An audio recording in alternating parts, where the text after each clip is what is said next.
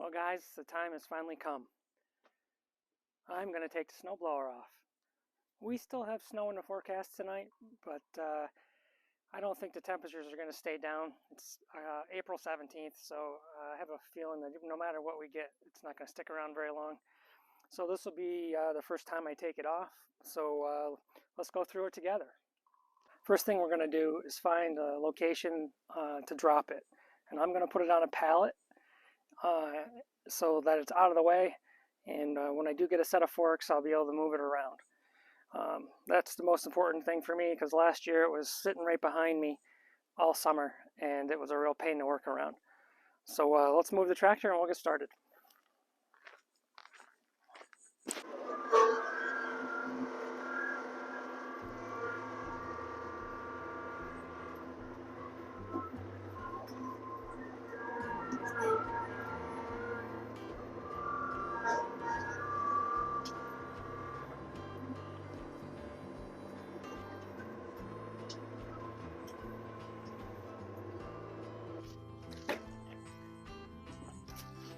Alright, so the first thing I'm going to do is cycle the hydraulics to take the pressure off.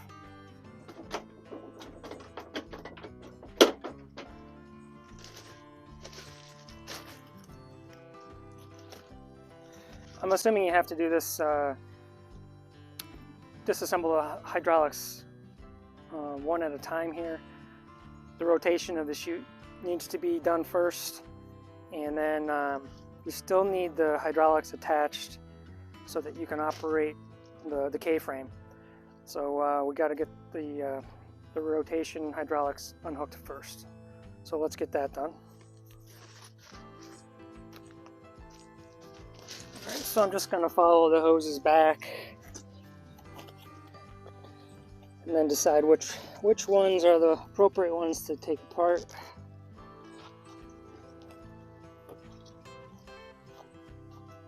So we got blue. Cap that up.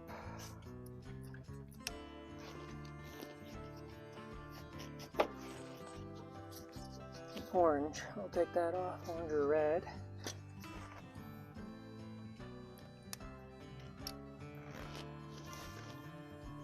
You have to feed it down through there so that it's entirely out of the way for when you want to unhook the K-frame. Alright, now we're going to move towards the front of the tractor for a moment. So we're going to disengage the PTO.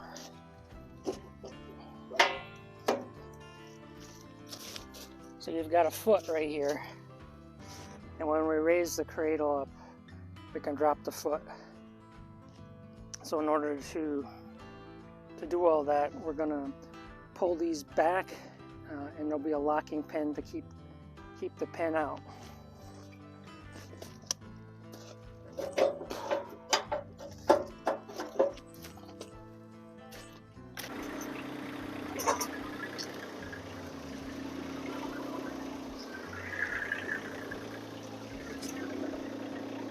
Alright, we're just going to install the foot pin here.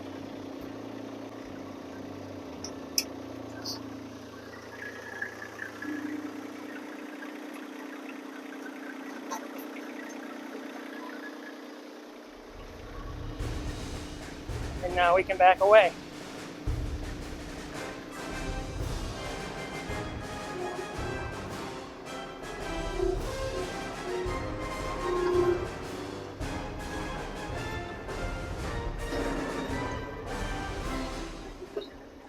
So we've got two more hoses to disconnect for the frame, the K-frame. Plus we've got the Mid-PTO shaft to disassemble. We'll take the hydraulics off, then we'll get down underneath and take off the PTO drive.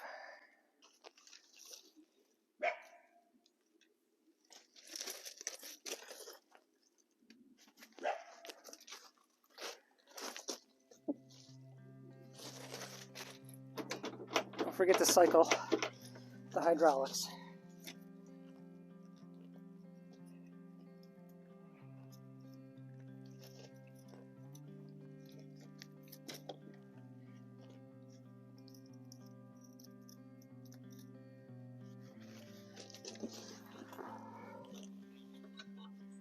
So because I'm a new tractor owner, one of the things that confused me when I was first hooking this up was the color coding. And I mentioned it in the video when I first installed this that I had to switch them around a couple times.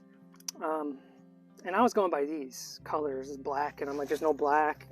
But in reality, this is where they are on mine. There's a white one there. There's a yellow one here. So I don't have to go out and buy color-coded zip ties or tape or anything like that. It's already done. I was just an ignorant new tractor owner, but there it is right there if I just pay attention to what's right there in front of me. So what we got to do here is this shaft connects to the Mid-PTO. There's a ring on it, and it's a spring clip. So you're going to pull back on that. It's going to release, and you're going to slide the whole drive shaft forward.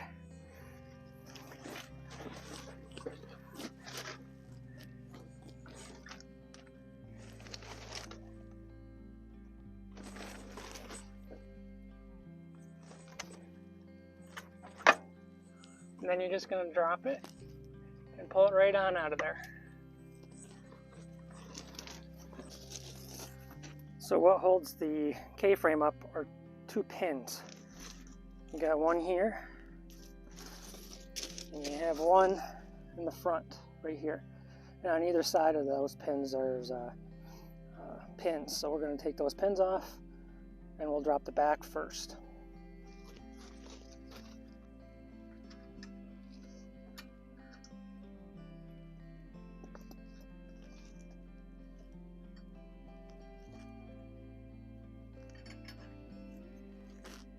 And we'll go around to the other side and pull the rear pin out. So before you pull this rear pin out here, you want to make sure that all of your hoses are out of the way. You're going to go underneath and just feed them through if you need to, but double check you're not going to pinch any lines. Once you pull this pin here, the whole K-frame is going to pivot down. So be prepared for that also.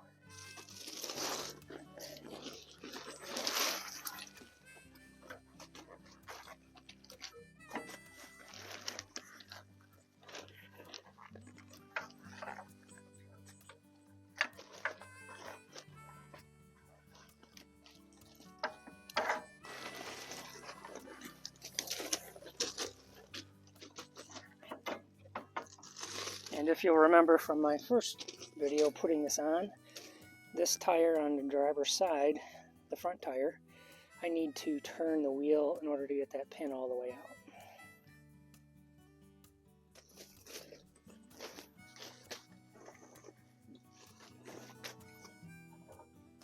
There we go. Alright, it looks like we're at the point where we just pulled this last pin, and it should still hang there, so it should not just drop down on your feet.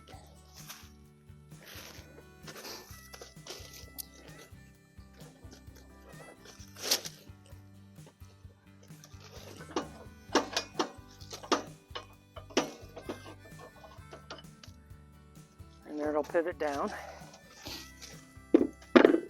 And all you're going to do from this point is it's resting on these hooks right here on the frame. So you're going to just lift it up a little bit, pull it forward, and it'll rest it right down, and then you can pull the tractor away.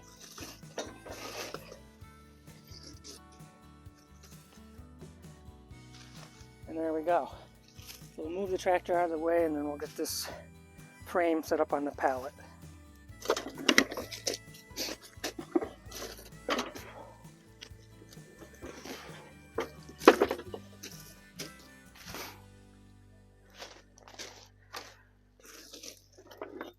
Now I'm going to store my pins right inside that cradle. That way I know where they are, and I'm not looking for them next year.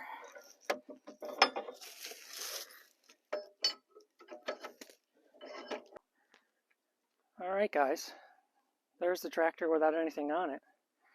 Looks kind of naked, right? Well, off in the distance there you'll see the bucket, but I'm close to the 50-hour service. I think it's just going to be easier to do it without all that on there. I'm at 48 hours right now, and I think I'm just going to go ahead and do that before I put the loader on. So thanks for joining me today. Really appreciate you sticking around. Hopefully we both learned something today. Went fairly smoothly. One of the pins off the K-frame gave me a little bit of a hard time, but in general it went pretty good. So thanks for joining Mountaintop Living. As always, if you like this kind of stuff, don't forget to subscribe and hit the like button. And we'll see you next time.